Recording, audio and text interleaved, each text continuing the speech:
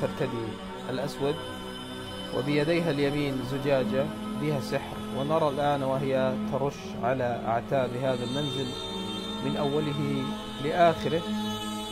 ثم ترجع هذه المرأة مرة أخرى،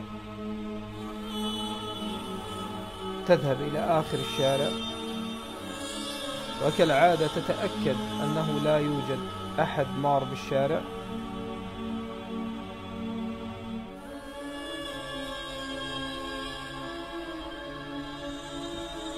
ثم ها هي الآن ترجع مرة أخرى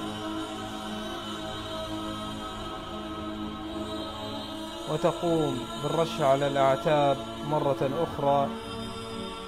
ولا يسعنا إلا أن نقول حسبي الله ونعم الوكيل. في هذا الفيديو